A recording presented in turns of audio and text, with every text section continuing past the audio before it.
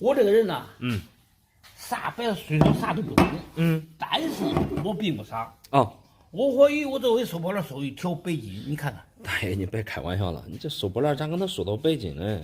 这个确实不像一般的白铜，重量怪得有1斤多。你别看走样了啊，我怀疑这是国际的古董，反正是100块钱收来的。你看仔细点啊！我再看仔细，它也不是啥古董，这上面1没有落款，2没有器型，3重量也一般。如果是白金的话，要比这个重；如果是古董啊，它带有年代感，带有褒奖。这100块钱收来了，唯一可以给你肯定的是不会赔钱。我长这么大还没有做过赔钱的生意的小伙子。这一次啊，我这100块钱收了啊，网上专家给我了100万，你想想。大爷，你想发财想疯了吧？100块钱收来的东西，你想卖100万，那可是10000倍的利润啊！你用脚趾头想想，网上专家给你报100万，那也是忽悠你了。理由是啥？他说了，这是白金，白金特别的稀少，对，又加上过去的古董，就价值都给我定100万。拉倒吧，大爷，专家说啥你都信，那也只能对吧？被他忽悠。白金中最贵的是8斤，现在1颗才200多，你这给你按1斤来算，现在市场价大不了也就10几万块钱。你更何况过去它没有白金之说啊，因为过去的科技水平它还提炼不出来白金，所以古董白金更谈不上。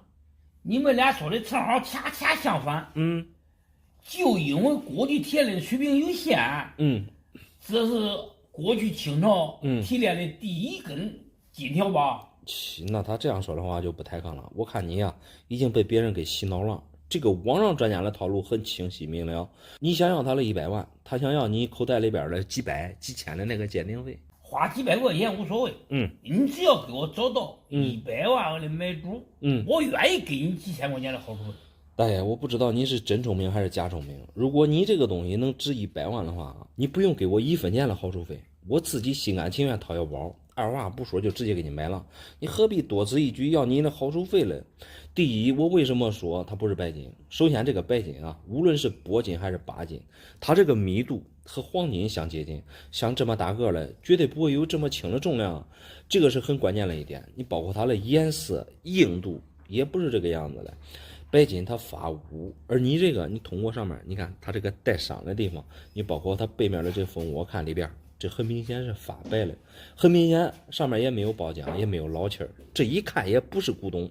你刚才说是清朝了，以那时候的科技水平啊，很难从矿石中提炼出来如此精度高的这个白金，因为定面你看它这有气泡。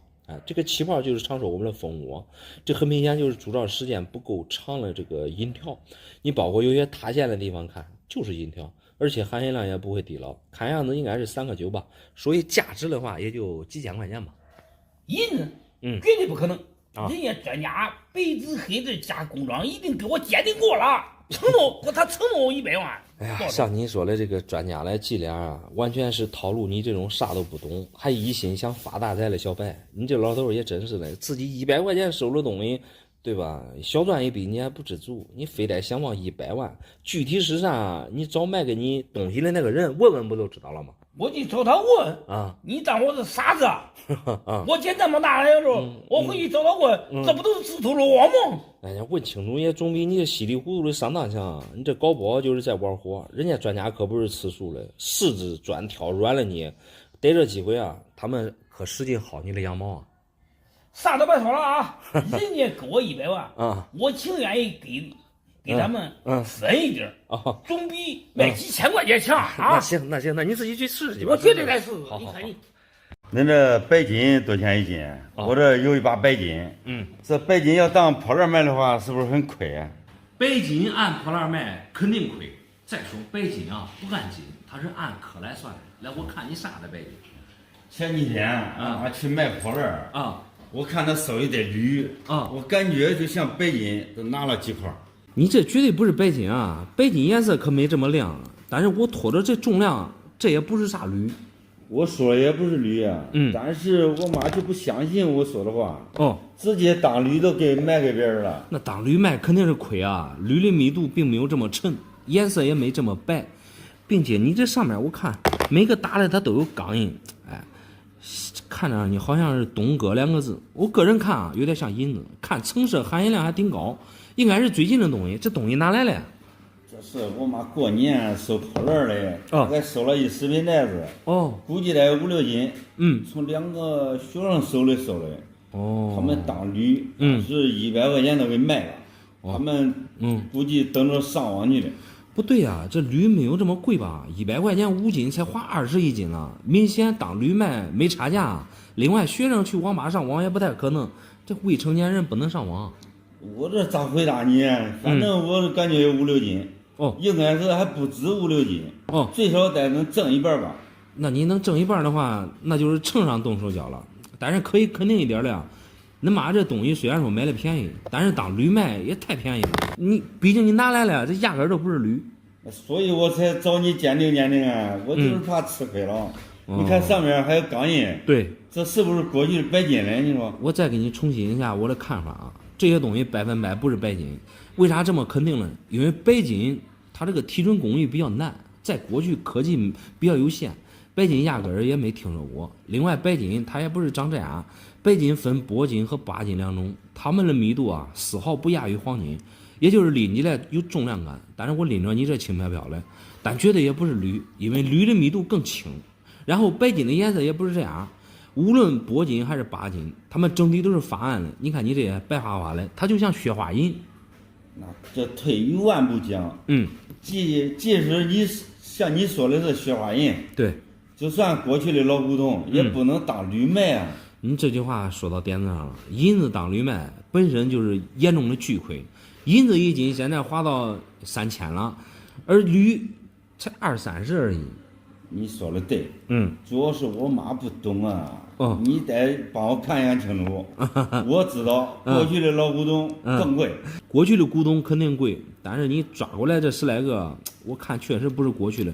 首先从造型上来看啊，你看这都是长方形的，过去明清、民国使用的碎银子，它都有一定的标准重量。你像1两是37.3克重，这里边最大个的就这个，你看。这达不到1两重啊，而且形状也不是这样子的。